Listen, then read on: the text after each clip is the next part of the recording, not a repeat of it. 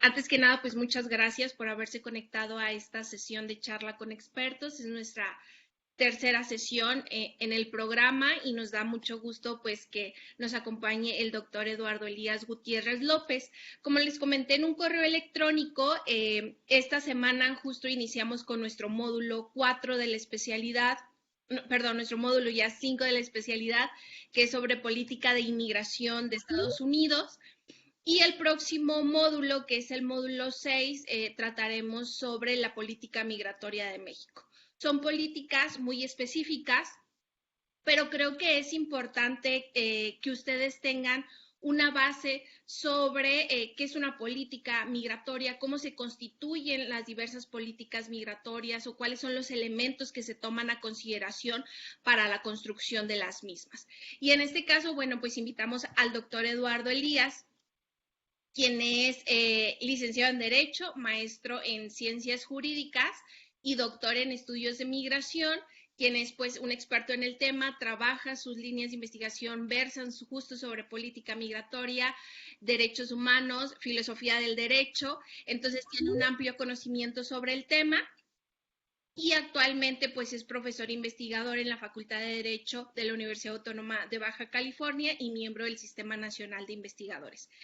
Y bueno, ya la mayoría conoce la dinámica de estas sesiones. Le daremos un espacio al doctor Eduardo Elías para que nos comparta una reflexión sobre justo esto, los elementos instrumentales para identificar una política migratoria. Y después de ahí abriremos un espacio para hacer preguntas o comentarios. Recuerden cualquier duda que tengan, yo creo que este es un buen espacio para que aprovechen y resolver cualquier duda o compartir algunos aspectos que queramos en esta sesión. Entonces, sin más preámbulo, le doy la palabra al doctor Elías. Muchísimas gracias, doctora María Inés Barrios. Muy buenas tardes a todos y a todas. Es para mí siempre un placer poder regresar a compartir un poco de lo que trabajamos al Colegio de la Frontera Norte. Como un egresado de esa institución, pues para mí siempre es un honor devolver un poco de lo tanto que me dio.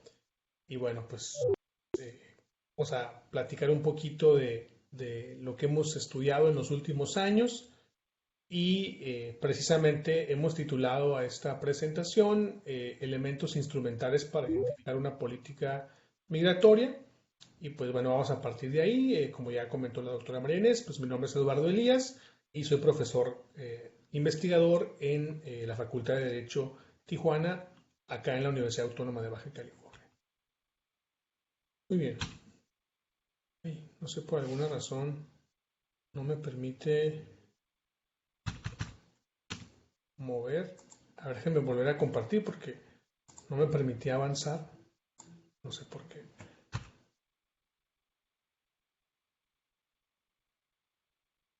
Ahí está, muy bien. Pues antes de comenzar, a mí me gusta siempre partir de la explicación de cómo podemos nosotros inicialmente identificar una política migratoria en un sentido general. Eh, hay un debate sólido, importante, desde el punto de vista teórico, para poder ubicar qué es lo que realmente tenemos que llamar o cuáles son los elementos que sí podemos considerar y los que no deberíamos de considerar en términos de una política migratoria.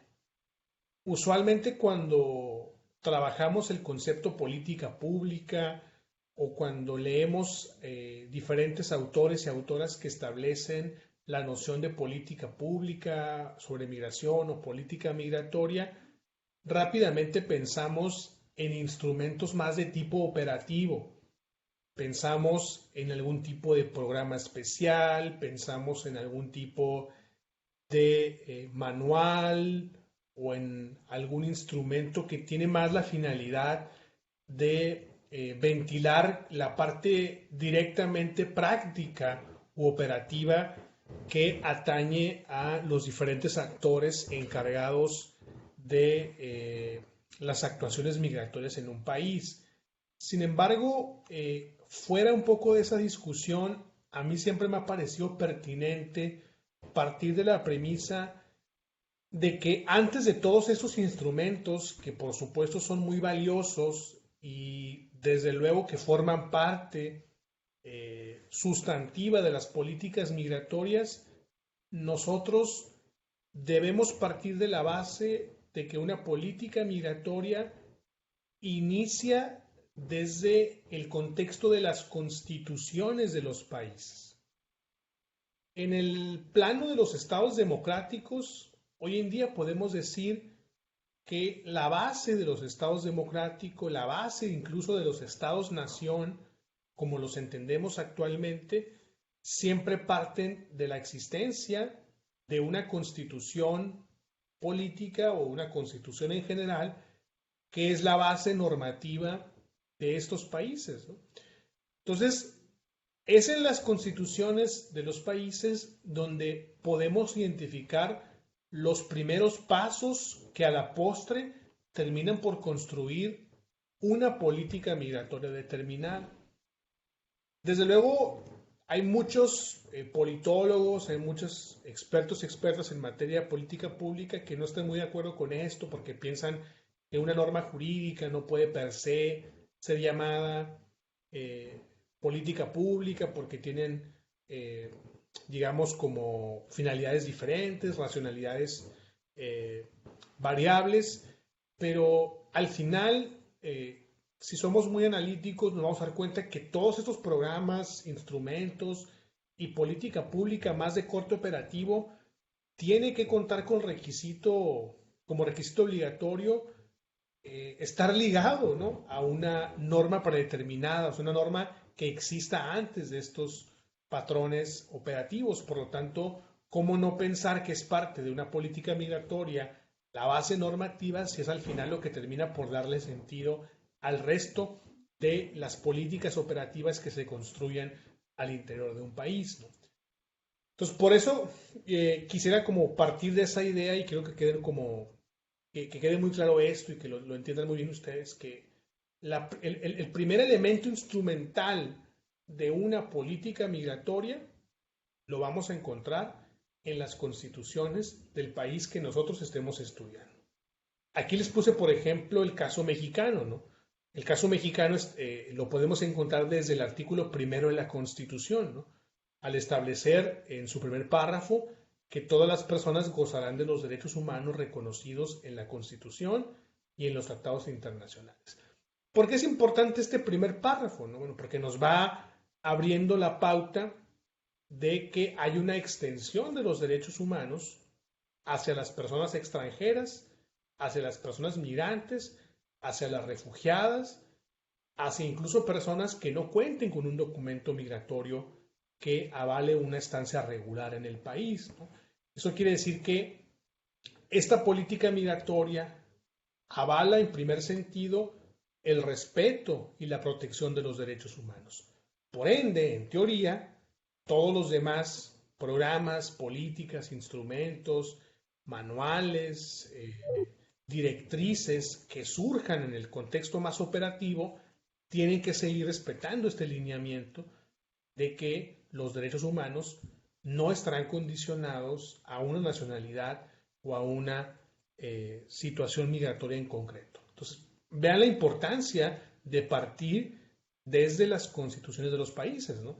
Si lo queremos poner en comparativa, podríamos pensar, por ejemplo, en la Constitución de Estados Unidos, donde sí hay una diferencia sustantiva en términos de derechos entre una persona nacional y una persona extranjera, ¿no?, generando una especie de estratificación donde las personas extranjeras se encuentran, digamos, simbólicamente en una segunda categoría que no da acceso a los mismos derechos que tendrían las personas nacionales de ese país.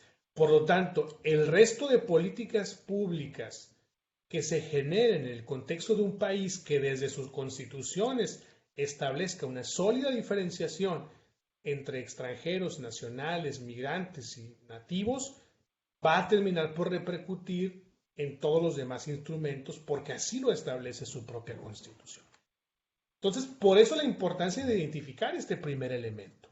Al final, Acuérdense que en los países democráticos la norma suprema termina por ser la Constitución, de tal suerte que todo lo demás que se produzca tiene que ser acorde a este texto constitucional que es el jerárquicamente supremo, ¿no? Al punto de que puede haber políticas públicas que sean inconstitucionales o que no respeten estos puntos y que puedan ser cuestionadas en un tribunal, que puedan ser cuestionadas en diferentes escenarios, precisamente por no ser apegadas a esto que establece la Constitución. He ahí la importancia de ubicar esto como el primer elemento valioso. Y esto es una cuestión que podemos extender hacia todos los países, ¿no? Si nosotros queremos estudiar una política migratoria de un país determinado, Colombia, México, El Salvador, Estados Unidos, Canadá, Japón, el punto inicial del que tenemos que partir la reflexión tiene que ser desde su constitución. Ahí vamos a encontrar los primeros indicios de los elementos de esa política migratoria.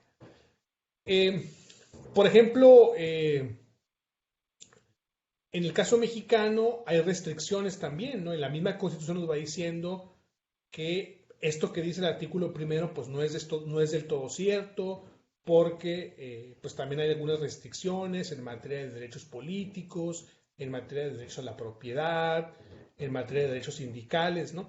Pero todo eso lo vamos ubicando en la Constitución. Por eso la importancia de reflexionar esto como el primer elemento instrumental. Después, desde un punto de vista jurídico, la Constitución permite el establecimiento de leyes reglamentarias, es decir, leyes que sean especializadas en una temática determinada, pero que toquen temas que están previamente establecidos en la Constitución. Pensemos en alguna ley que regule, por ejemplo, los temas de naturaleza laboral. Pensemos en leyes que establezcan temas relacionados con la educación, con la salud, ¿ah? Con el acceso a la justicia, ¿ah? Con los temas ambientales, ¿no? Son leyes que tocan temas muy particulares, que son leyes especializadas, que ya no son tan genéricas o que no son tan integrales o que tocan tantos temas como el caso de la Constitución, pero que son leyes que la propia Constitución les ha dado origen, ¿no? Que la Constitución establece ciertos temas de forma genérica y luego da pauta para que estas leyes ya, digamos, como de una manera más sólida, se adentren y profundicen más sobre determinados temas, ¿no? Por lo tanto, ahí encontraremos un segundo elemento que puede identificar una política migratoria, ¿no? Leyes que toquen otros temas, pero que sean leyes que esos temas se vinculen directamente con la Constitución, ¿no? O sea, pensemos, por ejemplo, en el caso mexicano, en una ley federal del trabajo, por ejemplo, ¿no? Que toca un tema laboral. El derecho al trabajo está consagrado en el artículo 5, por ejemplo, de la Constitución mexicana. O sea, desde ahí parte la base, desde el primer elemento instrumental importante que es la Constitución, y luego surge una ley reglamentaria del artículo 123, perdón, constitucional, que es lo que aborda el derecho al trabajo, y luego surge la ley federal como tal, y luego en esa ley podemos encontrar puntos muy específicos relacionados con la política migratoria de un país, ¿no? Disposiciones, por ejemplo, como el porcentaje de personas extranjeras que pueden operar en una empresa. Por ejemplo, México dice que debe haber por lo menos un 90% de mexicanos en toda empresa, ¿no?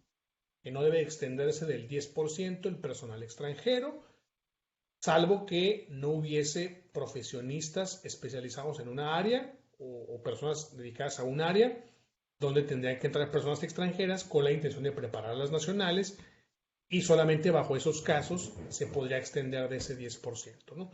O por ejemplo, que en casos de apertura de una vacante laboral y en caso de que las dos personas estén en condiciones similares en cuanto a preparación, antigüedad, conocimientos, podrá ser una determinante el que una persona sea nacional mexicana en relación con un extranjero, ¿no? O la prohibición de los extranjeros de entrar a la mesa directiva de los sindicatos.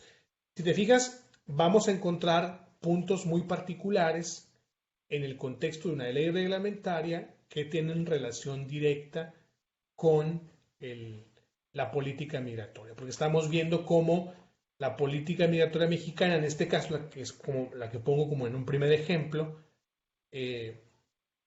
sí acepta, ¿no?, que existan personas extranjeras que puedan adentrarse a la dinámica laboral, pero luego establece una serie de restricciones, una serie de preferencias y una serie de prohibiciones en ciertos derechos o en el ejercicio de ciertas prácticas laborales, ¿no?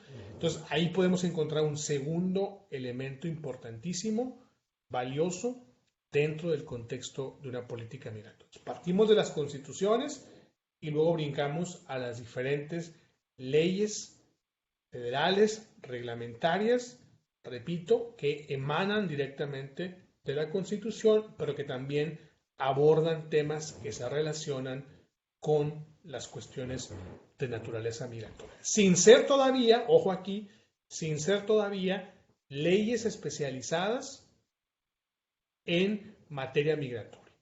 Hablamos de leyes de salud, leyes laborales, leyes educativas, leyes sobre cultura, pero que no son leyes especializadas en ciertos temas que emanan de la Constitución, pero que todavía no son directamente leyes especializadas en materia migratoria, ¿no? Y bueno, alrededor de la Constitución podemos encontrar también distintos dispositivos y luego distintos leyes que se especializan en otras áreas, pero que también trastocan temas de naturaleza migratoria. Y luego llegamos al tercer elemento, que quizá ya es uno de los más importantes, porque ahora sí hablamos de leyes especializadas en materia migratoria. Algunos países les llaman leyes de extranjería, otros leyes sobre migración, leyes sobre inmigración y nacionalidad o ciudadanía. Las vamos a encontrar con diferentes matices, pero al final todas redundan en un mismo punto, y es que se trata ahora sí de leyes que regulan el ingreso de personas extranjeras y la forma en cómo estas personas van a permanecer en el país, bajo qué condiciones, los procesos de regularización y los diferentes derechos, obligaciones y cuestiones que tienen que ver con la gestión de un fenómeno tan complejo como la migración. Entonces ya pasamos de un primer momento ubicado en la Constitución desde un punto de vista más generalizado, pero que es como la base que va a propiciar una armonía en el resto de las legislaciones. Después, las leyes federales, que no tocan todavía de forma especial aspectos migratorios, pero que de alguna manera, si ustedes quieren indirectamente, empiezan a tocar o empiezan a abordar situaciones, circunstancias o puntos casuísticos relacionados con la cuestión migratoria o de personas extranjeras, ¿no? Y luego ya el tercer punto, que es quizá como el más conocido y el más determinante en mucho sentido, que son las leyes especializadas en temas migratorios o de extranjería. Esto al final del día termina por consolidar lo primero que yo establecía, ¿no? Porque al final una de las condiciones de las leyes migratorias de los países es que al final tienen como principio que su contenido no debe contravenir lo dispuesto previamente en el marco constitucional, ¿no? Y por eso vuelvo a repetir la importancia de entender que no podemos negar que la constitución de los países o las constituciones de los países constituyen un elemento trascendental en una política migratoria. porque al final las propias leyes migratorias tienen que obedecer en cadena, tienen que respetar principios, directrices y valores previamente constituidos en el marco constitucional, ¿no? Y bueno, ahí tenemos las leyes migratorias. Y aquí es importante decir que más allá del respeto que deben establecer las leyes migratorias a las propias constituciones de los países de los que estemos hablando, sí es importante aseverar que toda ley migratoria tiene o cuenta con un tipo de racionalidad, ¿verdad? O un tipo de perspectiva o propósito detrás de todo su contenido, ¿no? Entonces, aquí pues podemos ubicar desde sus primeros dispositivos, desde sus primeros artículos, algunos elementos que vale la pena rescatar, ¿no? Aquí, por ejemplo, vemos cómo en el caso de la ley mexicana, la ley de migración, cómo establece que esta ley es de orden público, que va a regular todo lo relativo tanto al ingreso como salida, tanto de mexicanos como extranjeros al territorio nacional, el tránsito también y la estancia de todas las personas extranjeras al país, y luego viene esto que les decía en un marco de respeto, protección y salvaguarda de los derechos humanos, ¿no? O sea, esto al final del día es una réplica, es una reproducción de lo que previamente leíamos en el artículo primero constitucional, ¿no? Y aquí vemos cómo hay una conexión entre lo que establece la Constitución y luego la ley migratoria que atañe al país determinado, ¿no? Esto lo vuelvo a repetir, perdón que sea tan insistente, pero me sirve para poder exponer por qué sí deberíamos de considerar a los textos constitucionales un elemento más de una política migratoria, porque al final todo lo que ya es especializado en materia migratoria tiene una codependencia de lo previamente establecido en las constituciones, ¿no? Y aquí también al final este artículo primero establece esta cuestión de la importancia también como principio racional de la ley de migración, perdón, la preservación de la soberanía y la seguridad nacional. Por eso es que ya hablando propiamente de la ley mexicana, pues hay como una doble racionalidad, una de protección de derechos humanos y una más relacionada con aspectos de seguridad nacional, ¿no? Que luego genera muchos problemas, pero bueno, esa es la propia racionalidad del, del país, en este caso mexicano, ¿no? Después de ahí, ahora sí, ya una vez que trazamos este camino de constitución, leyes reglamentarias de la constitución en temas no asociados de manera directa al fenómeno migratorio y luego las leyes especializadas en materia migratoria, ahora sí estamos en aptitud, en condiciones de arribar a todos esos instrumentos operativos de los que habíamos hecho alusión en un principio, ¿no? Y ahora sí podemos hablar de programas especiales migratorios, manuales, políticas públicas específicas, programas sociales, todas esas cosas que son más de corte operativo, ¿no? De cómo deben funcionar y operar todas las autoridades inmiscuidas en la gestión y regulación del fenómeno migratorio, pero que no alcanzan a tener el grado de ley. O son manuales, directrices, reglamentos, programas, no son legislaciones, pero tienen de alguna manera una incidencia, una vinculación, quizá no del mismo peso que la tendría una norma jurídica como tal, pero que también pues son de alguna manera otros elementos constituyentes de una política migratoria y que pues son como, digamos, como la cara más pública de una política migratoria, porque es al final del día la que vemos, ¿no? Usualmente todos los días en la práctica, la que vemos teniendo contacto directo con el fenómeno migratorio, eh, digamos, como gestionando, ¿no? De primera mano, en primera línea, todo lo relativo a este tema, ¿no? Entonces ahí tenemos un cuarto elemento más, que serían ya todos estos instrumentos de tipo operativo, ¿no? Y luego hay un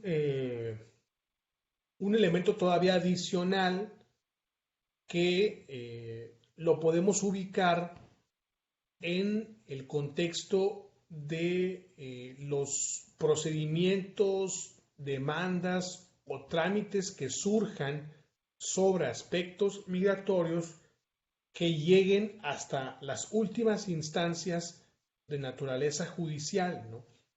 Pensemos en un procedimiento que no se resolvió de forma adecuada en un primer momento y que se requiere de la intervención de un tribunal de segunda instancia, de un tribunal encargado de interpretar los marcos normativos, de interpretar la constitucionalidad de los instrumentos operativos, de las propias leyes especializadas, de todo.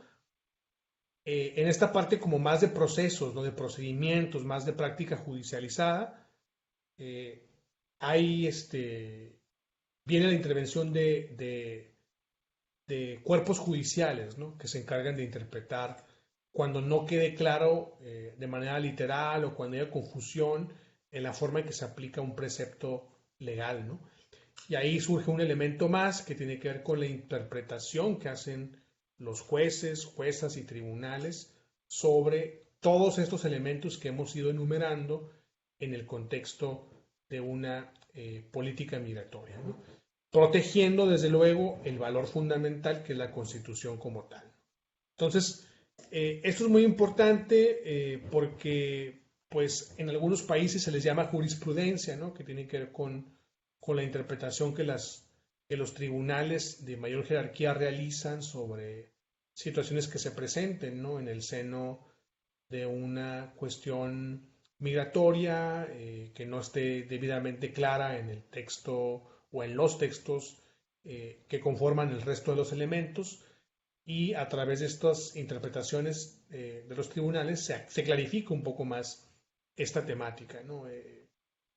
No sé, se me ocurre pensar, por ejemplo, en algunas disposiciones que recientemente ha emitido la Corte Mexicana sobre cómo entender la noción del temor fundado, por ejemplo, en los asuntos de solicitudes de la condición de refugiado en México, o algunas resoluciones de las Cortes estadounidenses, ¿no? Que versan sobre la manera en que deben entenderse las cláusulas de exclusión en las solicitudes de asilo, tratándose de personas que tengan algún antecedente criminal, o incluso las propias interpretaciones que realizan los órganos internacionales, ¿no? Con los cuales tengan vinculación los países a través de tratados que hayan suscrito como tal, ¿no?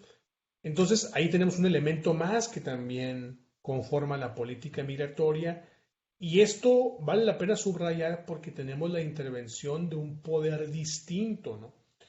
Es decir, todo lo que hemos estado viendo tiene la intervención de dos poderes específicos, ¿no? La tradición clásica de la división de poderes de Montesquieu establece esta visión tripartita clásica, ¿no? Entre un poder legislativo, ¿no? Que es el encargado de crear los instrumentos legales, un poder ejecutivo que se encarga de la aplicación estricta, la parte operativa de esos instrumentos legales, y un poder judicial que pues recibe las controversias que pudiera haber en la interpretación de esas leyes y la resolución final que le da a este tipo de problemáticas a través de sus resoluciones, ¿no? Entonces, en ese sentido, vemos cómo tiene sentido o cómo tiene una congruencia esto que hemos estado platicando, porque realmente todo lo que hasta ahorita llevamos enumerado como elementos de una política migratoria tiene relación con los tres poderes públicos precisamente, ¿no? Por un lado, el poder legislativo, que es el que se encarga obviamente de establecer desde el origen la Constitución, de aprobar las leyes reglamentarias, de modificarlas o reformarlas cuando haya la necesidad de hacerlo. Y luego el poder ejecutivo, ¿no? Que tiene esta parte más como operativa, de crear estos reglamentos, de crear las directrices, los manuales, ¿no? O la forma reglamentaria en que tienen que operar las autoridades, en este caso migratorias. Y ahora vemos también la intervención de un poder judicial que también se inmiscuye en la regulación del fenómeno migratorio en una fase como ya más final, quizá no tan preliminar como el resto de los poderes, pero que al final, en caso de que hubiese una controversia, sí entra, ¿no? Como a la cuestión, interviene y a través de sus resoluciones también crea una suerte de elemento de política migratoria. O sea, ¿cómo no pensar que si por medio de un amparo, o de un recurso, de un juicio, se puede revertir el fallo o la resolución de una autoridad eh, judicial, administrativa, migratoria, e incide en el resultado en que se va a integrar esa persona a lugar de destino o en que va a obtener una determinada condición de refugiado, de asilado, de protección complementaria, y para llegar a eso requirió de un mecanismo legal, un juicio, y la sentencia que emitió ese tribunal le permitió acceder a ello, ¿cómo no entenderlo también como un elemento más de política migratoria? También existen las mismas disyuntivas, la misma crítica. Hay quien desde la visión clásica de la política pública no vea las resoluciones de los tribunales o a las sentencias como un elemento de política pública, porque pues proviene de un poder distinto, que es un poder judicial, pero la repercusión que tienen, que han tenido en la historia, porque no solamente es en el contexto migratorio, o sea, pensemos en los movimientos sociales que han incidido desde la acción legal, desde la pugna judicial, en la modificación de leyes, en el reconocimiento y reivindicación de derechos, ¿cómo no pensar que también forman parte de una política migratoria determinada? Y finalmente, como una parte, hemos estado viendo como mucho como el marco nacional, ¿no? Pero finalmente también podemos llevarlo al terreno internacional, ¿no? Al final sabemos que los estados tienen la soberanía, tienen la investidura necesaria para adherirse, para suscribir, para ratificar diferentes instrumentos internacionales que de alguna o de otra forma también intervienen en la manera en cómo ese país entiende un tema como el migratorio, ¿no? El hecho de que los países suscriban, por ejemplo, tratados tanto del sistema universal, ¿no?, de derechos humanos que le atañe a Naciones Unidas, y sabemos que hay instrumentos muy valiosos en el plano migratorio, no solamente la Convención del Estatuto de los Refugiados, sino también la propia Convención de los Trabajadores Migratorios y sus familias, o algunos incluso convenios y convenciones sobre asilo diplomático, sobre asilo eh, político, etcétera, etcétera, sino también de los propios sistemas regionales de protección de derechos humanos que se han ido construyendo a partir del tiempo, ¿no?, como el sistema europeo, el sistema africano y por supuesto el sistema interamericano, que algunos también pueden también construir instrumentos vinculados especialmente con la migración, o instrumentos que a lo mejor no de forma directa se asocian con la migración, como el caso del sistema interamericano, que no tiene un instrumento exclusivo que aborde el fenómeno migratorio, pero que sí tiene regados en varios de sus instrumentos, como la Convención Americana sobre Derechos Humanos o la propia Declaración de Derechos y Deberes del Hombre, sí tiene algunos dispositivos o instrumentos que se relacionen con el fenómeno migratorio, y que al momento de que el país ratifica y es parte de esos instrumentos, también se compromete en un sentido convencional a cumplir con estas disposiciones, ¿no? Y de alguna manera como a aumentar el marco de protección de derechos humanos, que ya de por sí estaba aparentemente protegido por el marco nacional, y que al adherirse al internacional pues se amplía un poco ese marco de protección. Entonces, de alguna manera también los tratados internacionales forman parte de un elemento más de política migratoria, porque al final del día bien podría el país optar por no ratificar o por no formar parte de ese tratado, y bien podría a lo mejor no aceptarlo y no incluirlo dentro de su política migratoria, por ende, ¿no? Al no ratificarlo como tal, ¿no? Y derivado precisamente de esos tratados, hay también eh, otros planteamientos que pueden de alguna manera también formar parte de la política migratoria, eh, como puede ser aquellos países que acepten, por ejemplo, la jurisdicción de, de órganos jurisdiccionales supranacionales, como las Cortes Europeas, como la Corte Interamericana de Derechos Humanos, por ejemplo, ¿no? Que de alguna manera te conmina, ¿no?, a que respetes esos instrumentos, so pena de poder ser llevado, ¿no?, a la justicia internacional. Pues también desde luego que implicaría un elemento más de la política migratoria, porque además los criterios que vayan emanando de estas cortes, las jurisprudencias que se vayan creando a partir de estas cortes regionales, también inciden en la política y en el marco normativo interno de los países, ¿no? Caso particular mexicano, por ejemplo, la jurisprudencia de la Corte Interamericana es vinculante, ¿no?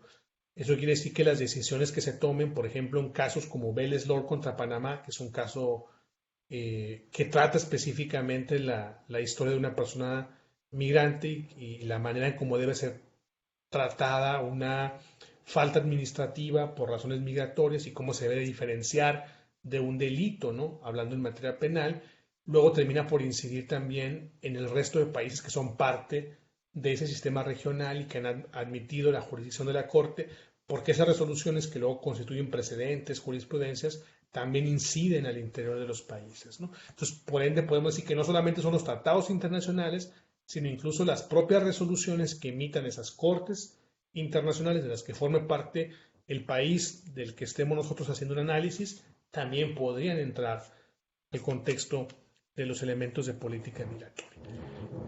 Entonces, como se pueden dar cuenta, pues es un abanico amplio, ¿no? El tema de los elementos que forman parte de una política migratoria. O sea, por un lado tenemos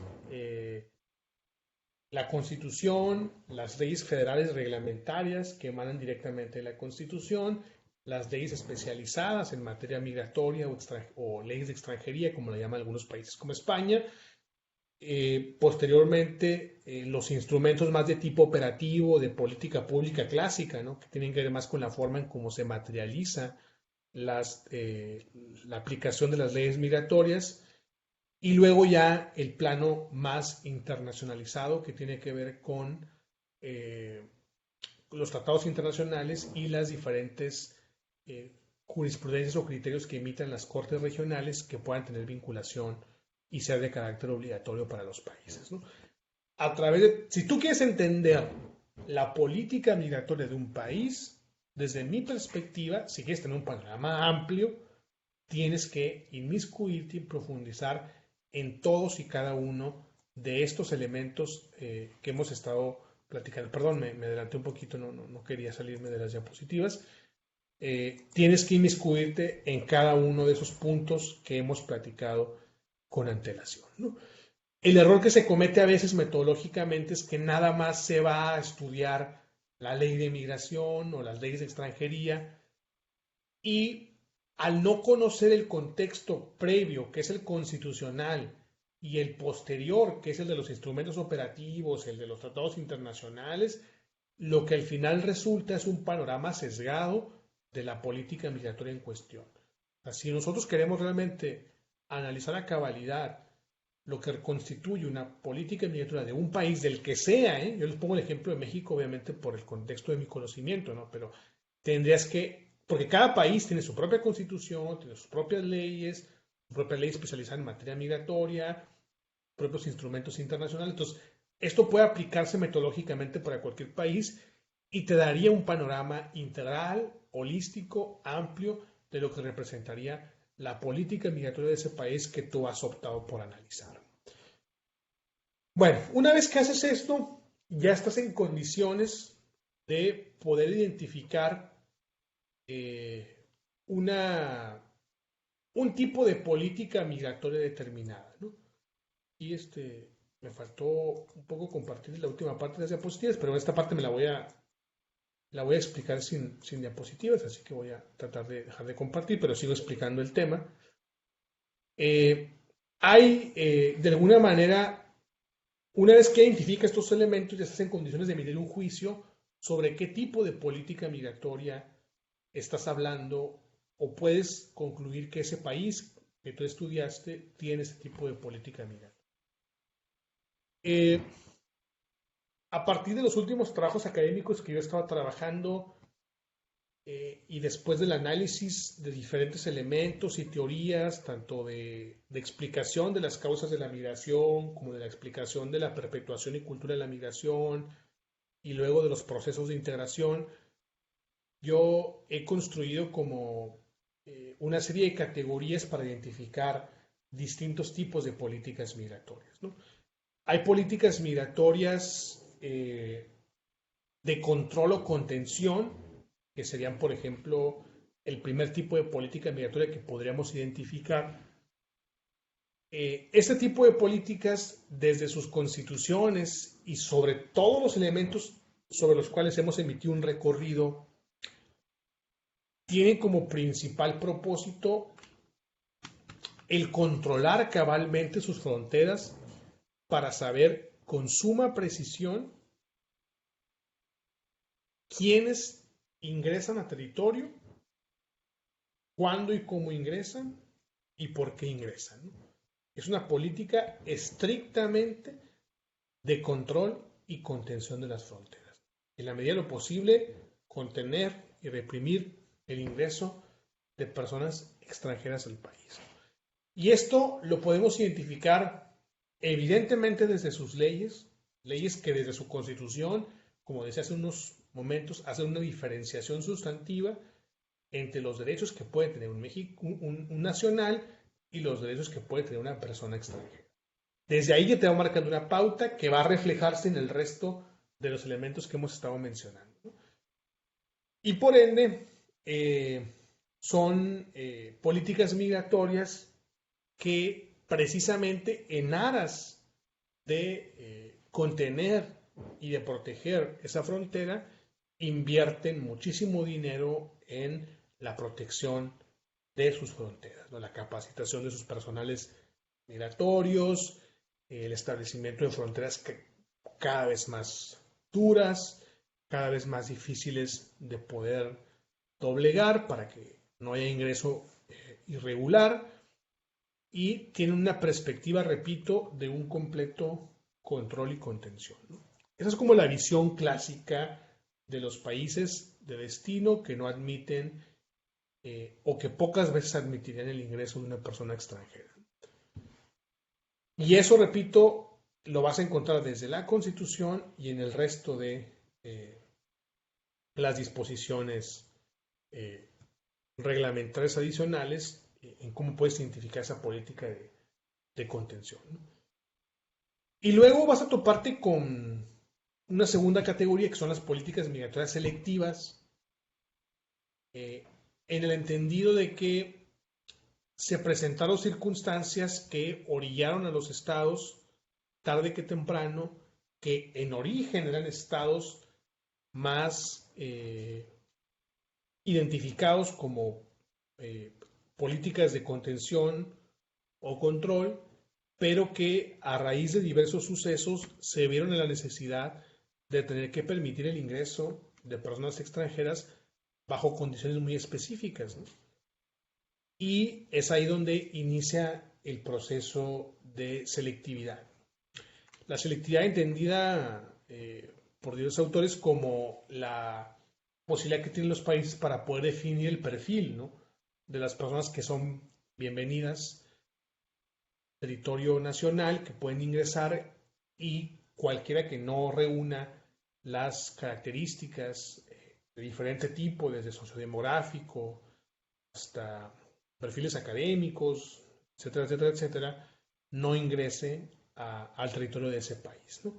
Ahí podemos encontrar, por ejemplo, políticas migratorias como Canadá, ¿no?, que tienen un sistema de puntos, por ejemplo, donde las personas van obteniendo un puntaje a raíz de diferentes características y condiciones, ¿no?, dependiendo el nivel educativo que tengan, el perfil laboral o la experiencia laboral que tengan, el tipo de oficio o profesión que ejercen, la edad, el estado civil, el dominio de los lenguajes o del idioma que hablen,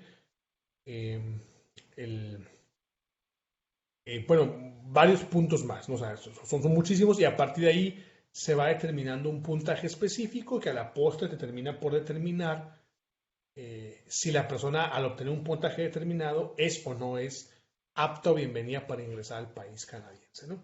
Curioso que México quiso, por ejemplo, establecer en un momento determinado este sistema de puntos. De hecho, si vamos a la ley de migración, vamos a encontrar por ahí un artículo que habla, ¿no?, de este famoso sistema de puntos para el ingreso de personas extranjeras que cumplan con esos requisitos, y la obligación en los transitorios de la misma ley de migración para establecerse a posteriori unas directrices que establezcan estos sistemas de puntos, ¿no?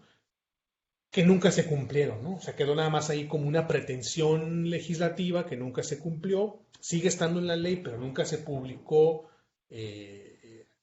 a partir de 2011 que entró en vigor esa ley a la fecha, ¿no? Que son 11 años, nunca se han publicado esas directrices para entender realmente a qué se refiere ese famoso sistema de puntos al modelo canadiense, ¿no?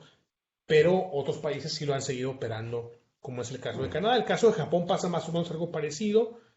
Ellos también nada más aceptan personas calificadas laboralmente para ciertas áreas, pero que además estén dispuestas a no modificar el entorno cultural del país, ¿no? Es decir, o sea, como que estén dispuestas a integrarse de tal suerte o de tal modo que rápidamente puedan adoptar la cultura, ¿no? Dominante de ese país para no traer como todo su background cultural y de alguna manera impactar, ¿no? O influenciar a la población nacional y poder a lo mejor poner en riesgo esos valores culturales dominantes de esa cultura que tal parece desde la ley pues quieren permanecer como intactos, ¿no? Que se respeten como tal, ¿no? Ahí podemos encontrar este tipo de políticas selectivas, otro tipo de políticas temporales que han existido en Europa sobre el ingreso temporal de personas extranjeras en países que tengan, por ejemplo, problemas demográficos, poblaciones que son muy longevas, problemas, por ejemplo, en la desproporción entre los índices de natalidad y mortalidad, que ha dado la pauta para que pues, se abran fronteras temporalmente para poblar el país, para no tener un problema de tipo demográfico.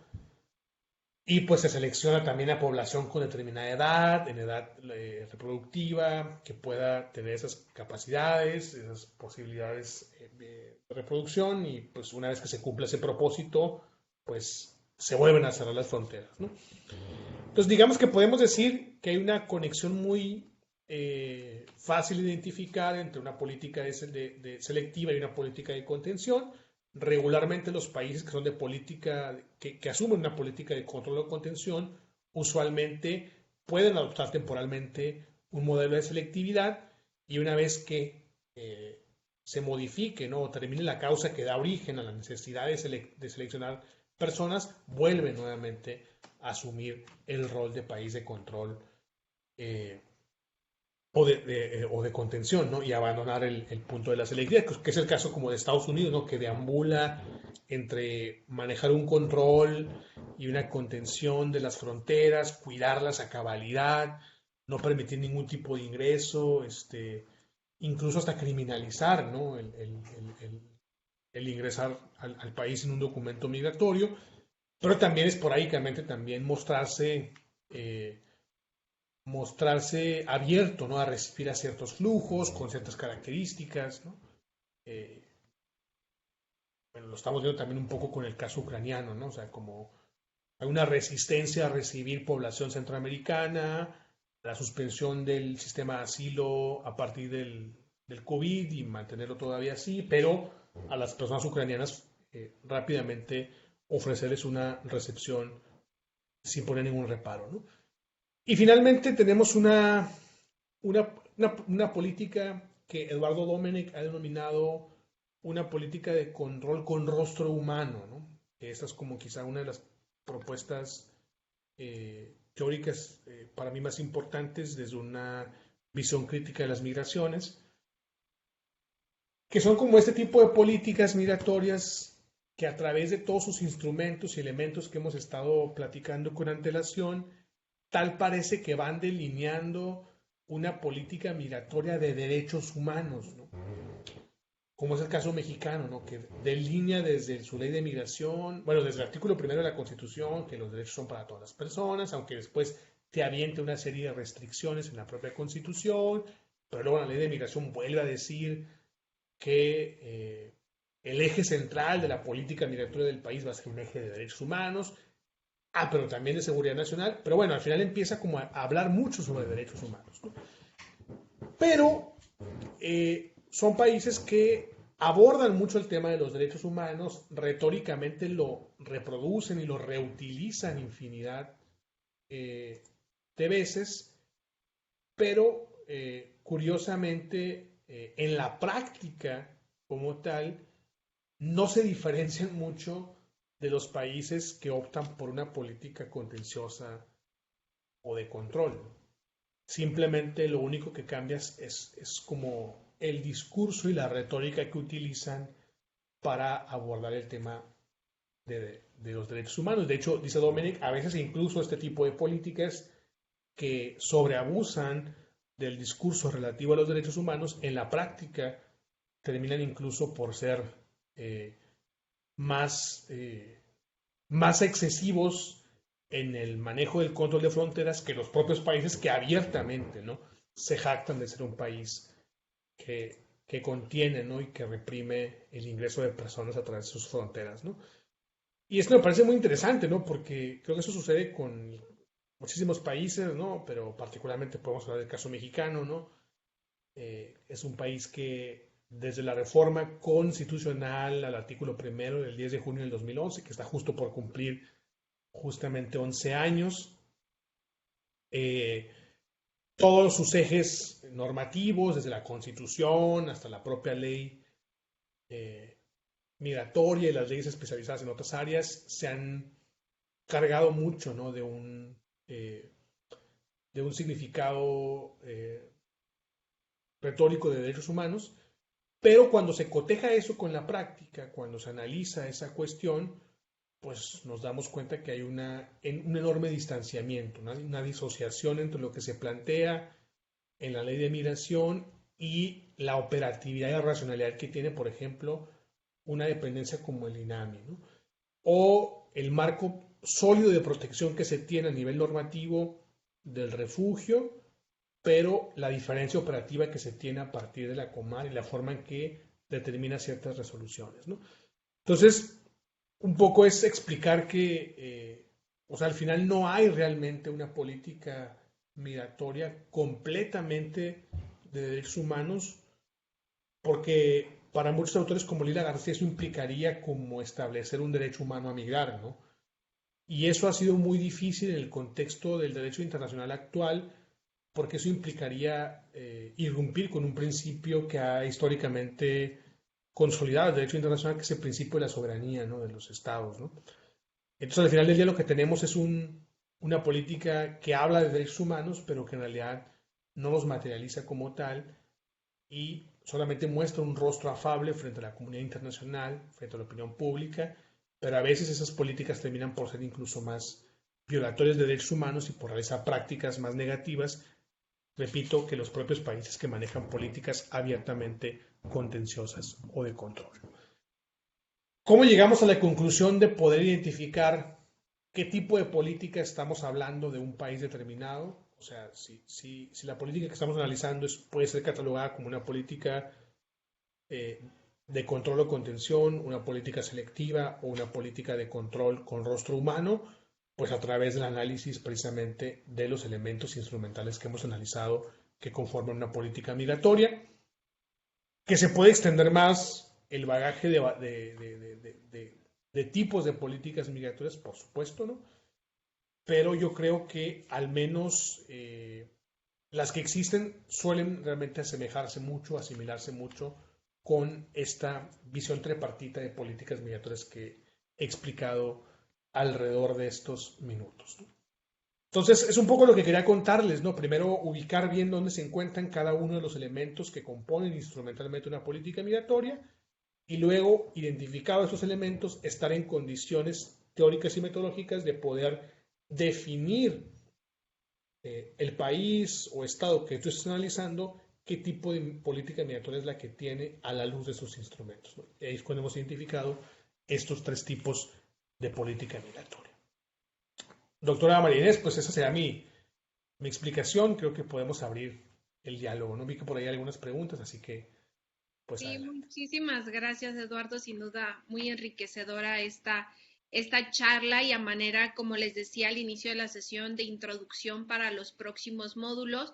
Posiblemente dentro de estos módulos no se van a analizar de manera directa estos elementos instrumentales que nos ha compartido el doctor Eduardo, pero ya con este conocimiento ustedes podrían profundizar centrándose en estos elementos, ¿no? Desde la base constitucional, las leyes de migración o extranjería, dependiendo del país, o esos tratados internacionales que han sido ratificados y vinculantes, y ya después analizar el tipo de política migratoria, en este caso en las dos que nos centraremos en la especialidad, que es la de Estados Unidos, que actualmente pues empezamos el módulo, y el próximo mes en la de México. Entonces, las invito a que si quieren realizar alguna pregunta al doctor Elías o si quieren hacer algún comentario, siéntanse con la confianza. Recuerden, este es un espacio no formal, por así decirlo. La idea es tratar de conversar, tratar de reflexionar a la luz de lo que nos ha compartido el doctor Elías. Y bueno, le voy a dar la palabra a Alma. Gracias, doctora. Muchas gracias, doctor, por su presentación. Creo que estoy tratando de entender también un poquito lo que usted estaba apuntando hacia el final de su presentación, ¿no? Cómo el Estado mexicano, por ejemplo, tiene una serie de posicionamientos muy no sé si se dice progresistas o progresivos, ¿no? En cuanto a la política migratoria, ¿no? Particularmente a nivel internacional. Son campeones realmente, son campeones, son campeones ahorita dentro de las discusiones del Pacto Mundial sobre las Migraciones y no solamente eso, en otros procesos internacionales también lo han hecho. Y como observamos, y tengo una pregunta, pero solamente un poquito de contexto, y observamos no solamente por parte del gobierno mexicano, pero también de otros países que, aunque tengan estas series de leyes y protecciones o políticas progresistas, ¿no? En cuanto a la migración, en la práctica están haciendo todo lo opuesto, ¿no? De lo que dicen en los foros internacionales o muchas veces dentro de lo que dice la misma ley, dentro de las leyes nacionales. Entonces, mi pregunta es, ¿cómo podemos observar o estudiar en donde pueda, como estudiantes, ¿verdad?, de migración internacional, cómo podemos estudiar dónde ver, dónde buscar, dónde está la brecha entre lo que se plantea, incluso, o lo que se ha planteado dentro de la ley y dentro de los compromisos a nivel internacional y la aplicación de estos compromisos como en la práctica. Por ejemplo, estoy tratando de entender de manera muy operativa, ¿verdad? ¿Por qué se hizo una cosa y por qué se hace otra? ¿Quién no está agarrando ahí?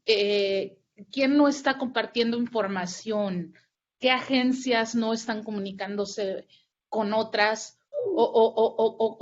Sí, no, por cómo entender, cómo estudiar, ¿verdad? Esta bipolaridad en este sentido, ¿no? En cuanto a la política migratoria a nivel nacional. Creo que esa es mi pregunta. Gracias, Alma, muchas gracias por tu gran pregunta. Digo, es una pregunta compleja, ¿no? Que muchos nos hacemos también, porque el eterno problema quizá, al menos de la política migratoria mexicana como tal, siempre ha sido esta disociación, ¿no? Entre la parte de contar con marcos normativos muy sólidos, ¿no? O sea, porque en realidad, como tú bien lo dices, México siempre se ha caracterizado por ser punta de lanza en la forma en cómo construye y diseña sus legislaciones, ¿no? O sea, como que aparentemente están como muy a la vanguardia o son muy respetuosos, ¿no? De principios internacionalmente consensuados. Pero luego cuando ya ves la parte como materializable, ¿no? La parte de la práctica, empieza a ver como ya esta disociación que suele ser muy difícil de poder erradicar, ¿no? Eh, yo creo que aquí el gran trabajo lo han hecho las organizaciones civiles, ¿eh? O sea, recientemente en México hay un fenómeno bien interesante que las organizaciones civiles defensoras de derechos de migrantes se han convertido realmente como en un semáforo de protección, ¿no? Del cumplimiento cabal de esos compromisos internacionales que ha asumido el Estado mexicano, ¿no? ¿Y cómo lo hacen? Pues a través de contender con el Estado mexicano, a través de procesos netamente jurisdiccionales. Es decir, si la Comar no resuelve conforme a derecho, si el INAMI actúa de manera irregular, vamos a establecer los canales oficiales en el sentido legal correspondiente para atacar a través de diversos instrumentos con que cuenta cualquier persona en este país para defenderlo, ¿no? Y eso creo que tiene que ser el camino, es la forma como se empieza a activar este marco normativo para que se respete, ¿no? Y ahí lo interesante es que llegan a un poder, a conocimiento de un poder distinto, ¿no? Que en este caso es un poder más de corte judicial, ¿no? Que no necesariamente tiene la misma perspectiva que el Ejecutivo, ¿no? Entonces ahí tenemos como una primera forma como de entender cómo poder pugnar porque se respeten esos aparentemente marcos normativos sólidos, ¿no? Entonces, a lo que quiero llegar con esto es que yo me iría como al origen, o sea, yo creo que en realidad hay muchas autoras como Rubalcaba, por ejemplo, que establecen que el problema se origina desde el momento en que los estados no son genuinos cuando adquieren compromisos internacionales. Es decir, la adquisición de un compromiso internacional no se da de forma genuina, no se da de forma sincera, sino tiene que ver con intereses de naturaleza política o económica, ¿no? Y con la intención de vender un rostro afable a la opinión pública, ¿no? De hecho, pues precisamente uno de los grandes problemas de México es que suscribe, por ejemplo, instrumentos internacionales sin siquiera verificar que tengan una armonía con los marcos nacionales, ¿no? O sea, eso te habla, por ejemplo, ya de una irresponsabilidad que ya de origen va manchada y que te muestra el poco interés que tienen realmente en cumplir con esos instrumentos. Porque internacionalmente existe la figura de la reserva, ¿no? La figura de la reserva es cuando un Estado cree que no hay armonía entre el orden internacional y el interno, acepta el tratado, pero pone reservas sobre ciertos párrafos o artículos que no vayan acorde a su norma interna. Pero si no lo haces, precisamente porque ni siquiera lo revisa, no analiza esa compatibilidad. Y luego se presentan problemáticas de interpretación que después tienen que ser resueltas por las cortes judiciales, ¿no? Lo que te quiero decir con esto es que todo se origina desde ahí, pues, ¿no? Entonces eso al final representa dificultades disociativas entre la práctica y la teoría porque no se tiene bien cimentada a lo que se está comprometiendo, ¿no? Y entonces ahí surgen irregularidades pragmáticas de todas las instituciones públicas que tienen que ver con el fenómeno migratorio y ahí es cuando se da el fenómeno este o el apartado este de que lo que está en la norma no se cumple en la práctica, ¿no? Y ahí es donde creo yo, desde mi experiencia, que la labor de las organizaciones civiles o de los propios organismos internacionales evidencia estas disociaciones, ¿no? O sea, al momento en que tú, cada resolución de la Comar la impugnas a través de un recurso de revisión, a través de un amparo, al momento en que atacas la actuación de algún órgano migratorio, estás evidenciando estas fallas y disociaciones, ¿no? Y estás obligando al Estado mexicano a cumplir obligatoriamente con compromisos establecidos con anterioridad. Pero si no estableces este monitoreo a través de las organizaciones civiles, pues va a ser muy complicado, ¿no? Que esto pueda cambiar. Por eso, para mi punto de vista, la labor que realizan las organizaciones civiles en este país, en el tema migratorio, es una labor fundamental, ¿no? Que no solamente permite la cuestión como asistencial, ¿no? Sino que también ahora se ha convertido en una labor de contrapeso, ¿no? Por ahí yo le llamé en un artículo que publiqué hace un par de años que las organizaciones civiles son el contrapeso a las inaplicaciones del Estado mexicano a diversos instrumentos legales en materia migratoria. Es el contrapeso que permite equilibrar el respeto a los derechos humanos. No sé si pude responderte, Alma, perdón, pero es una pregunta también compleja, ¿no? Pero trato de responder un poco desde mi experiencia, ¿no? Muchísimas gracias. Hay tantas preguntas que hacerle, pero bueno, muchas gracias. Gracias, Alma. No sé si alguien más quisiera hacer alguna pregunta, un comentario. Está abierto el chat o su micrófono,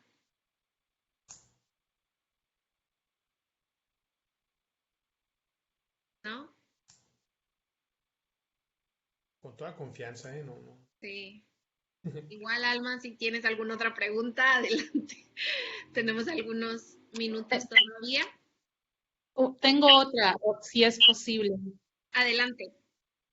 Entonces, basado en todos estos acuerdos internacionales, en todos estos fundamentos, en todos instrumentos, leyes nacionales, ¿cómo se, cómo se lleva a cabo?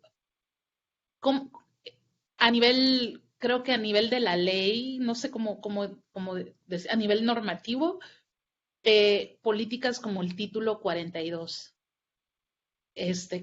¿Cómo se dan y si violan la ley, ¿no? Si están violando la ley. Sí, es que ese es un tema también difícil de responder. Es un tema que justo estamos trabajando ahí con la doctora Barrios, ¿no? Eh, Porque son como aspectos muy paradójicos, ¿no? Porque también un poco como desde mi visión de filosofía del derecho, o sea, creo que ahí hay como, o sea, históricamente el derecho también ha sido utilizado como un mecanismo para reprimir derechos, ¿no? Eso puede sonar como irónico y paradójico, pero es cierto, ¿no? Porque al final el título 42, por ejemplo, está respaldado teóricamente en la protección de un derecho, ¿no? Que empezó como una protección de un derecho a la salud, por ejemplo, ¿no? O sea, supuestamente el origen de la aplicación de ese título, que ya existía, obviamente, previo a o sea, ese título ya estaba ahí, ¿no? Había una razón de ser de ese título 42 que existía precisamente para situaciones en las que hubiese riesgos a la salud pública en Estados Unidos, pero cómo precisamente el derecho te permite a veces, paradójicamente, distorsionar la aplicación de un instrumento para utilizar la conveniencia de una racionalidad, en este caso de un Estado, ¿no? Entonces, un dispositivo que seguramente fue creado de buena fe para la protección de un derecho tan importante como la salud pública, es utilizado maquiavélica y de forma distorsionada por un Estado para utilizarlo en un área que no es realmente para la que fue creada, ¿no? Que en este caso es utilizarla para expulsar personas eh, y aplicarla en cuestiones migratorias cuando existe otro título, ¿no? Que es precisamente especial para efectos migratorios, que es el título 8, ¿no?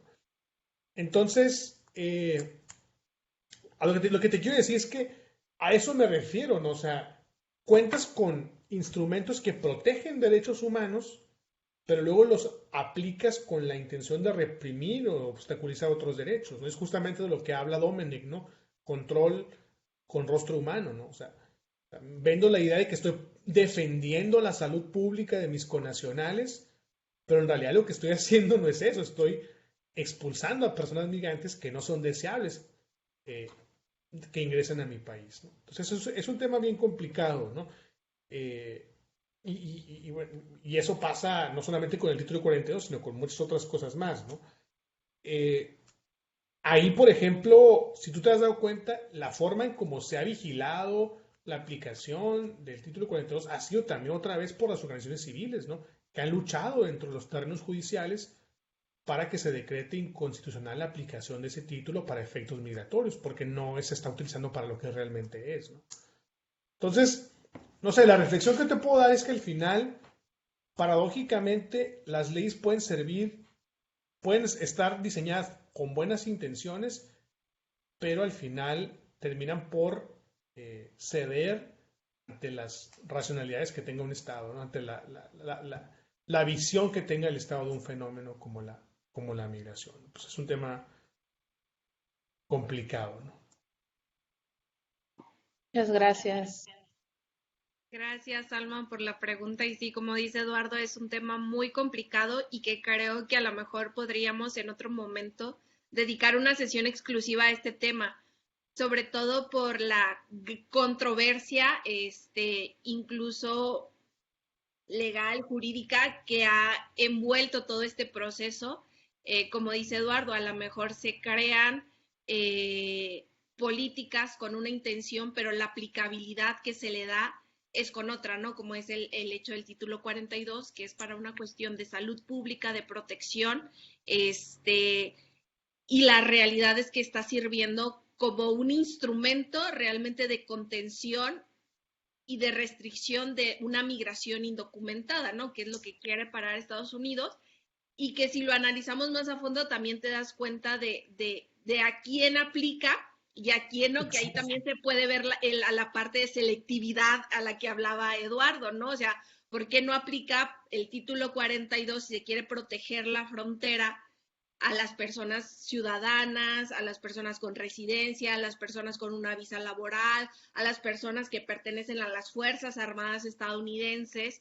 Entonces ahí también te das cuenta cuál es el propósito real que se le está dando a este tipo de instrumentos, que a lo mejor en 1944, si mal no recuerdo, cuando se creó, a lo mejor no fue con esa intención, ¿no? De utilizarlo para una situación como la que actualmente estamos viviendo, pero es un recurso que ha utilizado el Estado, en este caso norteamericano, para poder seguir conteniendo esa migración, posiblemente de personas que no son deseables, ¿no? Que ingresen y seguir conteniéndolas en la frontera. Entonces, digo, a lo mejor, y yo creo como por las características del tema, podríamos generar una sesión exclusiva para hablar del tema, no solamente de esta parte como una visión más jurídica, y que no le explique Eduardo, pero sino también qué está pasando, ¿no? De quiénes son las personas que están retornando, cómo las están expulsando, y realmente si está aplicando estas condiciones o criterios que deberían de considerarse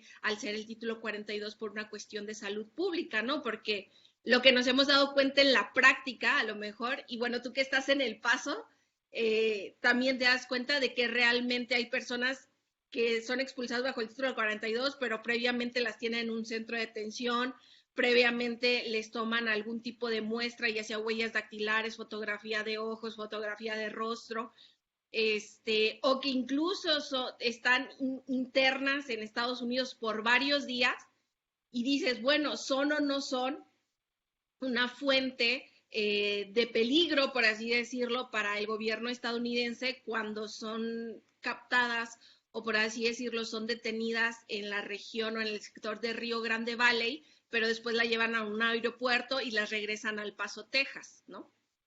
Entonces les digo, es un tema muy interesante y yo creo que podríamos tener una sesión sobre la temática. Y bueno, le doy la palabra a Abraham. Muchas gracias, doctora. Buenas tardes, doctor. Mi nombre es Abraham Esquivel. Estoy en la ciudad de Mexicali, Baja California también, cerquita de Tijuana. Y bueno, mis preguntas, bueno, tengo dos planteamientos, ¿no? Uno muy asociado a lo que ya están conversando sobre el título 42, del cual soy inexperto, ya que yo soy enfermero, como siempre lo he dicho, y mi interés sobre la salud de la población migrante, pues, empieza a dirigirse, ¿no? De pronto el tema que ustedes conversan sobre la aplicación del título 42 como una medida de salud pública me pone a pensar que, y es el planteamiento de la primera pregunta, ¿qué probabilidades hay de que esto abra la puerta para negar el acceso a otros migrantes cuando el COVID ya no sea un tema que esté en la mesa, ¿no? Y de pronto me hace reflexionar un poco sobre las medidas que en su tiempo, se tomaron para las personas que viven con VIH, en la restricción de entrada a otros países, ¿no? De pronto, ¿qué otras probabilidades existen de que este título 42 se amplíe en el pretexto de la salud pública y hacia qué problemas de salud podría dirigirse, ¿no? Con este pretexto. Esa sería mi primera pregunta. La segunda pregunta la hago en torno a lo que vi publicado hace pocos días sobre la inconstitucionalidad de exigir a personas dentro del territorio mexicano la identificación por parte de personal de las Fuerzas Armadas, de la policía, etcétera, ¿no? Se trataba, bueno, hablan del tema de la nacionalidad no se ve, en términos de cómo se está exigiendo que se presenten documentos de identificación con tal también de identificar a personas migrantes. sobre todo en el contexto de la frontera sur. ¿Cómo lograr, en este caso, que las personas migrantes que están en este proceso de tránsito no puedan ser vulneradas sobre esta práctica que, bueno, hasta donde tengo entendido ha sido declarada como inconstitucional? En ese momento, en estas dos planteo mis preguntas. Muchas gracias. Muchas gracias, Abraham. También dos preguntas súper interesantes.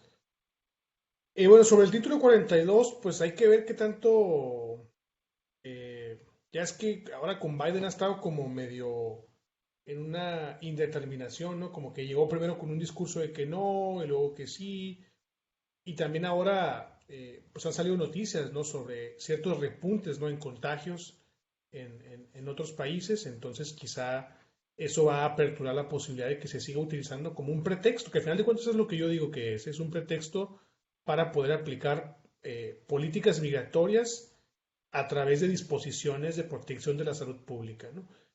Ahora, hay que irnos más al fondo, Abraham, o sea, no tiene que ser nada más una cuestión asociada a la salud, ¿no? O sea, al final del día, la reflexión tiene que versar en el sentido de cómo se utilizan mecanismos que no están pensados en origen para la regulación de un tema migratorio, para el tratamiento de un tema migratorio, pero que después se utilizan con ese beneficio, ¿no? Entonces, la aplicación del título 42 abre la pauta para que en un futuro, no solamente Estados Unidos, sino distintos países puedan emplear legislaciones o instrumentos que nada tienen que ver con la cuestión migratoria para aplicarlos con fines estrictamente de política migratoria. Esa es como la cuestión a la que yo quiero arribar, ¿no? O sea, no, lo que te quiero decir es que no necesariamente tendría que presentarse otro escenario pandémico, ¿no? O de salud, sino que incluso podría ser otra cuestión, ¿no? No sé, pensemos en algún tipo de conflictuación o alguna situación derivada de otro tipo que podría dar pauta para que el Estado la utilizase con fines migratorios, ¿no? Entonces, creo que ese es el gran problema, ¿no? O sea, ese es como el gran riesgo, el que ya se haya abiertamente utilizado una medida no migratoria creada hace muchísimos años, como dijo la doctora Barrios, con otros propósitos, con la intención de detentar una política migratoria de control y contención. Entonces, ¿qué nos dice? Que en un futuro no puedan utilizarse otros mecanismos, a lo mejor no de salud, porque a lo mejor el contexto ya no lo permite, como tú bien lo dices, Abraham, pero buscar otros instrumentos legales para poderlos utilizar como medidas de control sobre personas que no son deseables para ese país en particular, ¿no? Y lo segundo es importantísimo, das en la clave de un tema coyuntural en la actualidad, esta reciente declaración de inconstitucionalidad de realizar estas medidas de revisión, ¿no? En las carreteras, ¿no? Y poderlas limitar exclusivamente a los puntos de ingreso, a los puntos de entrada, ¿no? Eso es muy importante y dicho sea de paso y conectándolo con lo que preguntaba Alma, esto es un resultado de una acción derivada de una organización civil, bueno, más bien de una clínica jurídica de la UNAM que trabaja en coadyuvancia con organizaciones civiles que a través de un proceso legal que presentaron hace algunos años obtuvieron este resultado, ¿no? Entonces, ahí la importancia del contrapeso, un poco ligándolo con la pregunta de Alma, ¿no? Creo que a eso te referías, ¿no? A esa cuestión de inconstitucionalidad. Ahora, ¿por qué es importante esto, no? La Corte lo que nos dice, la Suprema Corte Mexicana lo que nos dice es que, pues para eso están los puntos de entrada, ¿no? Al final es arbitrario, por ejemplo, requerir documentos migratorios a personas que ya están transitando por el país bajo la óptica de que sus rasgos fisiológicos parecen ser de una persona extranjera, ¿no? Y eso casi te lleva a una conexión relacionada a la discriminación, ¿no? O sea, ¿por qué presupones que una persona es extranjera por sus rasgos, ¿no? La nacionalidad o la condición migratoria no se puede evidenciar desde la forma en cómo se mira y se percibe una persona, ¿no? Y eso es como una cuestión muy importante que se establece en esta resolución, ¿no? Y la otra que por la cual también me parece fundamental es que a partir de la creación de la Guardia Nacional en 2019, hay que recordar que de acuerdo a la ley de la Guardia Nacional ellos también tienen facultades para requerir documentos migratorios en coadyuvancia con el INAMI, ¿no? y sabemos de antemano que, pues, por más que nos digan que no y nos vendan una idea de una especie como de cuerpo civil, pues realmente opera como un cuerpo militar, ¿no? Bajo protocolos de actuación relacionados con la milicia, ¿no? Y evidentemente no en apego a muchos derechos humanos. Entonces, imagínate el riesgo que hay de que la Guardia Nacional pueda, como lo ha hecho, como lo hizo en Tijuana y seguramente en otros lugares del país, revisar documentos migratorios, solicitarlos sin ningún tipo de protocolo relacionado con derechos humanos en lugares donde se supone no debería de requerirse. Porque hay que recordar que el artículo 11 de nuestra Constitución claramente establece que toda persona tiene derecho a la libertad de tránsito, ¿verdad? Y en todo caso, pues el requerimiento de documentos tendría que ser al ingreso, ¿no? Más no en estas cuestiones, puntos como estratégicos que se hacían, que además eran prácticamente como redadas, pues aparecían realmente redadas vilmente, o sea, era una cuestión como muy paradigmática en términos de eso. Yo celebro mucho, la verdad, esta declaratoria de inconstitucionalidad y claro, hay que darle el crédito que corresponde a quien se encarga, ¿no?, de la defensa de los derechos humanos. No sé si te puedo responder, Abraham, pero... Sí, claro que sí, doctor. Muchísimas gracias. En realidad creo que las dos preguntas se van con bastante buenas respuestas. De pronto a mí, al ser inexperto en este tema de la migración, me surge la pregunta, ¿qué gestión está haciendo México o por qué es permitido que de pronto Estados Unidos expulse a través del título 42 a los migrantes en nuestro territorio, ¿no? O sea, no lo entiendo, pero es algo que seguramente ustedes son más versados que yo. Muchas No, gracias. no te preocupes, aún siendo versados, esas cosas son cosas que no entendemos, porque eso es completamente atípico bajo cualquier principio de derecho internacional, ¿eh? O sea, eso es un poco lo que te digo de cómo se puede jugar con el derecho y paradójicamente utilizarlo para que resulte violatorio de derechos humanos. Entonces es inconcebible, la verdad. Y aparte, o sea, sin un plan de protección e integración de quienes son partícipes de ese programa, pues, o sea, porque de por sí ya hay una tipicidad en el sentido de aceptar solicitantes de asilo en otro país, aceptarlos tú, pero además sin ningún tipo como de política de protección, de integración y de resguardo en lo que el procedimiento se ventila. O sea, es a todas luces una cuestión completamente atípica, violatoria, pero sin embargo convalidada, ¿no? Y ahí es un poco lo que te decía de entender muy bien como esas nociones de la política migratoria, ¿no? Muchas gracias, doctor. Gracias, Abraham. Sí, como dice Eduardo, nosotros tampoco entendemos esta situación. Y solo nada más para complementar un poquito en tu pregunta inicial de los contextos de salud pública en donde se pudiera seguir implementando el título 42 y mencionabas la situación de personas con VIH. Sin duda, el título 42 podría ser aplicable a esta cuestión porque el título 42 aplica para enfermedades infecciosas únicamente. Y la otra cuestión es que no necesariamente debe de existir un contexto pandémico, incluso puede ser un contexto endémico, siempre y cuando sea una enfermedad infecciosa. Entonces ahí sí podría aplicar, por ejemplo, para personas de VIH, si Estados Unidos lo quisiera, pudiese aplicar para esas personas. U otra enfermedad, no sé, varicela, viruela, ese tipo de enfermedades pudiese aplicar también. Y te digo, aquí la cuestión que también no está explícita es que no necesariamente tiene que ser o presentarse un contexto pandémico, puede ser algo endémico, puede aplicar también. Y sin duda el hecho de ya haberse aplicado en este contexto de COVID podría prestarse para justificar el aplicarlo en otras condiciones o en otros contextos o hacia otra población con una u otra enfermedad infecciosa o enfermedad transmisible. Muchas gracias, doctora. De... Ay, tienes apagado tu micrófono, doctora. Perdón. Diana, adelante. Hola, ¿qué tal? Buenas noches. No sé si ahí me escucho bien. Perfecto. Sí, ok, muchas gracias.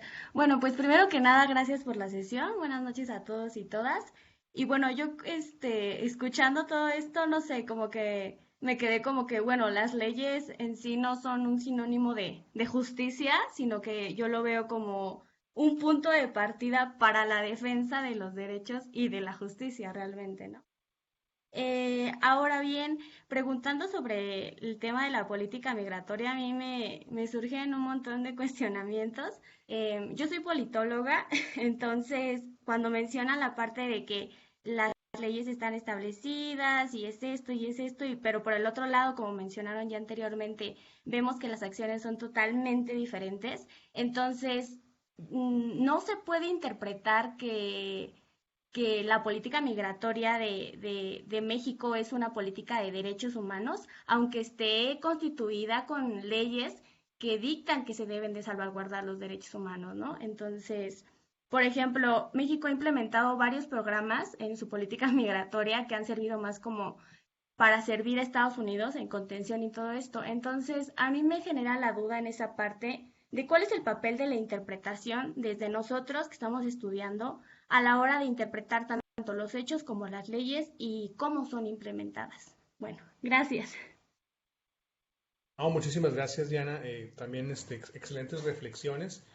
Sí, creo que las dos van conectadas, sus intervenciones. Yo solamente debo decir que hay una corriente analítica del derecho que son los estudios críticos, que nacen en el contexto de las escuelas estadounidenses, por ejemplo, y que hay muchos estudiosos de la migración, como Elisa Ortega, por ejemplo, doctora, que analiza muy bien las leyes migratorias y las políticas a la luz de las teorías críticas del derecho.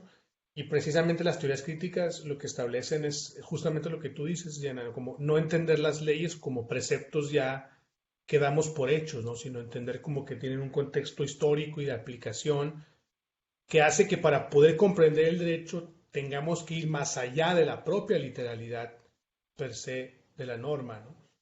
Sobre esa base, en efecto, coincido contigo que las leyes pues, no son sinónimos de justicia y quizá nunca lo sean, ¿no? O sea, al final también hay esta perspectiva que decía de que las leyes también se vuelven mecanismos de control como tal, ¿no? Ahora, sobre esta base, hay mucho como, precisamente como no, si no reflexionamos y damos por hecho las cosas, es muy fácil llegar a la conclusión y decir, la política migratoria mexicana está hecha con un enfoque de derechos humanos. O sea, esa sería una conclusión muy sencilla, ¿no? Que solamente vamos a los primeros 4 artículos de la ley de migración y vamos a llegar a esa conclusión muy sencilla, ¿no? Pero eso sería no analizar críticamente, ¿no? El contexto global, que es todo lo que he estado explicando alrededor de esta sesión, ¿no? Entonces, yo creo que no podríamos definir una política como de derechos humanos basándonos solamente en su marco normativo literal, ¿no? O sea, habría que analizar otros elementos para poder definir si se trata de una política propia de derechos humanos o no. Y en ese contexto yo creo que actualmente la de México no lo es, ¿no? Eso por un lado, ¿no? Y por otro es que México tiene un candado, su legislación y su política en general, ¿no?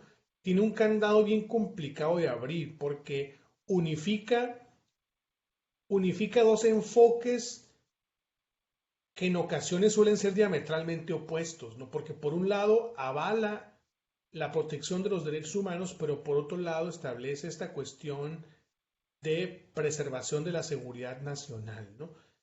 Y estos dos enfoques, aunque pueda existir una lógica y podamos articular que tiene sentido, que se analicen o que se contemplen esos dos preceptos o racionalidades en la legislación, a veces pueden crear controversias entre sí, ¿no?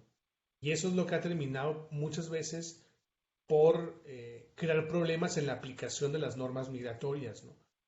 Porque en ocasiones el preservar la seguridad nacional va a terminar por transgredir determinados derechos humanos. Y a la inversa igual, ¿no? La protección de derechos humanos puede ser que termine por implicar riesgos a la seguridad nacional, si lo quieres ver de esa manera, ¿no? Entonces, lo que te quiero decir es que hay como un candado ahí complejo de poder abrir para ubicar en dónde se encuentra realmente el enfoque de derechos humanos. Ahora, a ciencia cierta, para mí predomina el enfoque de seguridad nacional por encima del enfoque de derechos humanos en la política migratoria mexicana.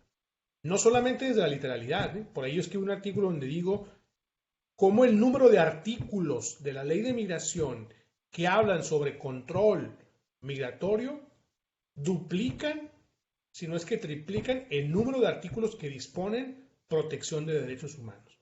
Pero no solamente nos podemos quedar con eso, incluso hay que irnos ahora sí a la cuestión práctica, ¿no? Y en la cuestión práctica nos vamos a dar cuenta que el enfoque predominante es el enfoque de control, el enfoque securitario, ¿no? Como se le llama habitualmente. Entonces, yo no podría decir actualmente que hay que la política migratoria mexicana es con enfoque de derechos humanos, más allá de que las leyes y todos los instrumentos lo puedan determinar de esa manera. Y creo que el análisis que hay que dar es un análisis desde las teorías críticas. Ok, muchísimas gracias. Me sirvió muchísimo sus reflexiones y sus comentarios, precisamente porque yo pensaba así con el plan, por ejemplo, de Frontera Sur que se implementa y cómo surge de un plan especial de migración donde se reconoce que México es un país de tránsito, retorno, recepción y todo ello. Y a final de cuentas, también sirvió con una política de detención que sirvió a intereses ajenos. Entonces, ahí hay de dos, ¿no? O sea, ¿qué es lo que está haciendo y cuáles van a ser las repercusiones si es que el Estado mexicano es consciente de lo que está realizando, ¿no? Entonces, por ahí me generaba esa inquietud y pues muchísimas gracias. No, al contrario. Y como ese hay muchísimos ejemplos más, ¿eh? Es que no tenemos tiempo porque ya me va a decir la doctora que ya me extralimité, pero sí hay muchos ejemplos más. Pero bueno, esto pasa siempre con las discusiones, nos quedamos cortos con el tiempo, ¿no? Muchísimas Sí. gracias. No, hombre, gracias a ti, Eduardo, y gracias a todos por conectarse a la sesión. Espero que haya sido provechosa. Igual en este sentido los invito, si hayan alguna temática en particular, la migración es tan compleja, tan multicausal, entonces si necesitan o si ustedes identifican un tema que les gustaría que abordemos y no se aborda dentro de los módulos, con toda confianza también los invito a que me escriban a mi correo electrónico y buscamos algún especialista en esa temática y podríamos generar alguna charla con expertos al respecto. ¿Sale? Entonces, bueno, no me queda más que agradecer nuevamente. Eduardo, muchísimas gracias por participar y les deseo una excelente noche a todas y todos. Muchísimas gracias. Buenas noches. Hasta luego. Buenas noches. Gracias.